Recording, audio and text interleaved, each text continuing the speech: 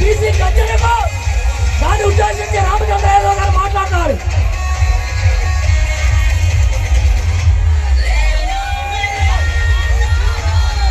మహాశివరాత్రి సందర్భంగా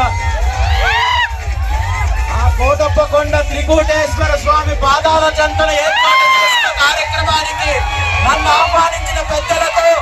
ఈ కార్యక్రమానికి విచ్చేసిన నా అన్నదమ్ములకు, ఆత్మీయులకు,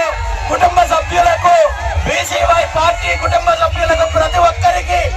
పేరు పేరున హృదయపూర్వక నమస్కారాలు తెలియజేస్తూ, ముందుగా మీకు మీ కుటుంబ సభ్యులందరికీ మహాశివరాత్రి శుభాకాంక్షలు తెలియజేస్తూ, ఆ త్రికూటేశ్వర స్వామి ఆశీస్సులు మీ అందరికీ ఉండాలని, మీకందరికీ మంచి జరగాలని, శుభాలు అందించాలని మనస్ఫూర్తిగా కోరుకుంటూ, ఈ ఆదివారం రోజు మనము మహాశివరాత్రి జాతర ఇక్కడ చూస్తున్నాం.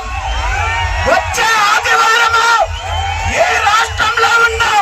బహుజనుల బతుకులు మార్చడానికి గర్జన కార్యక్రమానికి మీరందరూ ముందుండి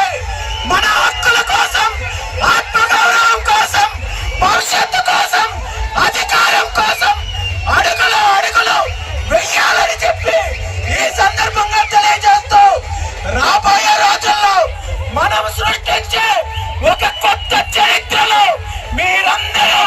భాగస్వామ్యం అవ్వాలని మనస్ఫూర్తిగా కోరుకుంటూ, ఇది